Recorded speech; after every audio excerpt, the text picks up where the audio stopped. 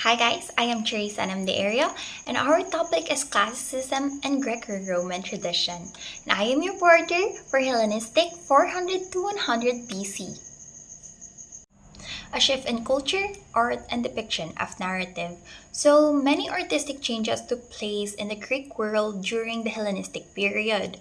So it is defined as 3 centuries between the death of Macedonian King Alexander the Great and the Battle of Actium, when the Roman general Mark Antonius, who's known as Mark Antony, was defeated by his rival Octavian, who also later known as Augustus, the first emperor of Rome.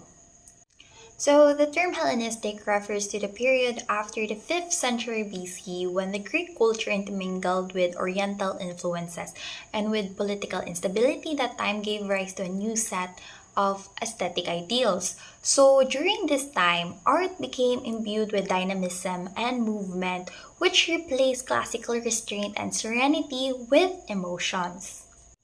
So we've learned that Hellenistic period is defined as the 3 centuries. So the cost of the shift to Hellenistic period began after the death of Alexander the Great. Due to his death, the territory he conquered was divided to his top generals, allowing for it to greater mingling of cultures and increased demand for art to decorate royal palaces and important cities.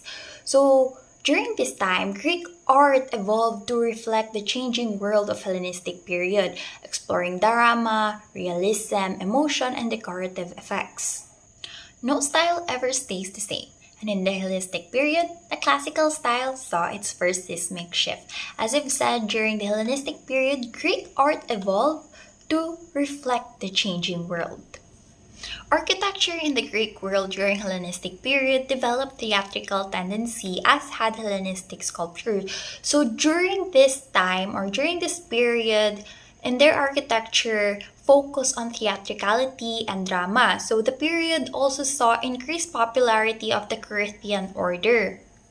Hellenistic architecture, in a manner similar to Hellenistic sculpture, focuses on theatricality, drama, and experience of the viewer. So a prime example of this is the theater at Pergamon that could sit 10,000 people, and one of the steepest theaters in ancient world. Like all Hellenic theaters, it was built into the hillside, which supported the structure that provided stadium seating that would have overlooked the ancient city and its surrounding countryside. So the theater is one of the example creation and use of dramatic and theatrical architectures.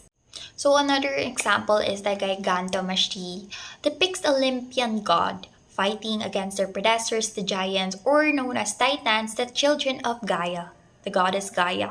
The high relief and deep drilling of the figures also increased the liveliness and naturalism of the scene. The texture of their skin, drapery, and scales add another level of naturalism. Furthermore, as frieze follows the stairs, the limbs of the figures began to spill out of their frame and onto the stairs, physically breaking into the spaces of the viewer.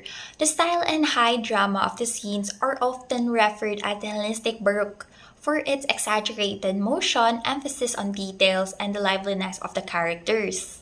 So another element found at Pergamon is the altar of Zeus, now is housed in Germany. The altar was commissioned in the first half of the century BCE during the reign of King Eumenes II to commemorate his victory over the Gauls, who were migrating into Asia Minor. So the Corinthian order saw increased popularity during the Hellenistic period. It is considered the third order of classical architecture. The order's columns are slender and fluted and sit atop a base. The capital consists of a double layer of acanthus leaves and stylized plant tendrils that curl up toward the abacus in shape of scroll or volute. So the decorative Corinthian order was not widely adopted in Greece, although it was popularized in Ptolemy. The ruined temple of Olympian Zeus in Athens contained one of the best-known examples of the Corinthian column in Hellenistic architecture. So it was originally designed in the Doric order in the 16th century BCE. However, the temple was redesigned in the 2nd century BCE in the Corinthian order on a colossal platform measuring 134.5 feet by 353.3 feet. So just quick recap, the Hellenistic period was a result of the fusion between the ancient Greek and Asia. This resulted to Greek art became much more diverse and showed influence from the cultures that were now acquired into the Greek Empire. So the arts flourished in the Hellenistic period as artists explored new ways of representing emotional effects, individual experiences, and ornate details. So also during this period, art focused on portraying the human body in realistic detail, often capturing physical imperfections rather than idealized forms. Their artwork showcases everyday people and scenes to display and evoke emotions. So also during this time, their art became more and more naturalistic and expressive since art was much more elaborate and full of emotion. So they focus on expressions such as suffering and pain. So Hellenistic period sculpture can be characterized by a marked increase in expression from classical sculpture.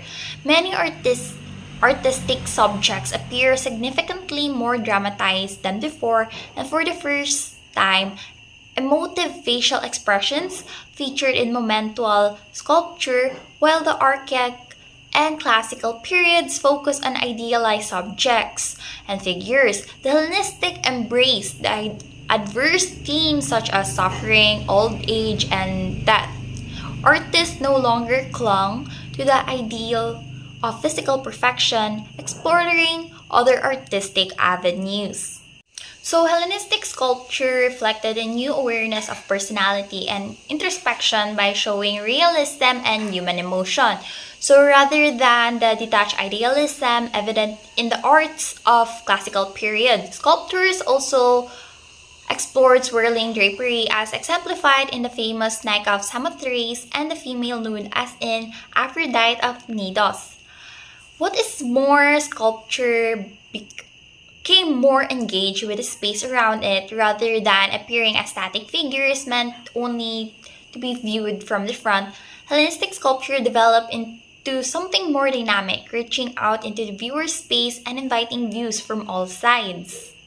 So the Ludovisi Ghoul, for example, exhibits the high drama that characterizes the Hellenistic period while encouraging, even forcing the viewer to circumnavigate it to take it all in. So, in Hellenistic period, painting was largely confined to pottery, which was first in a highly stylized geometric style, which later developed into vases. So, ancient Greek pottery is one of the most tangible and iconic elements of ancient Greek art. The colored vases and pots of this unique era have survived in large numbers and are now highly prized as collectibles. The new shapes and styles found in Hellenistic pottery imitated the opulent materials of the new kings and queens, especially metal, in obvious and effective ways. A desire for ornate, almost fantastic decoration echoed the elaborate sculpture and architecture of the period. Like all art, Hellenistic pottery is a reflection of its time, an invaluable resource for attempting to understand ancient life. So during Hellenistic period, the most important changes in the pottery of Greece involve a desire to emulate the luxury of the new ruling class, a trend toward Baroque detail, and a contrasting tendency toward simpler decoration. So despite the technical limitations the Hellenistic potters faced with their early productions, it didn't seem to affect their ability to create powerful artistic statements with their wares, depicting vivid figures filled with life and movement. So that ends my report. Thank you!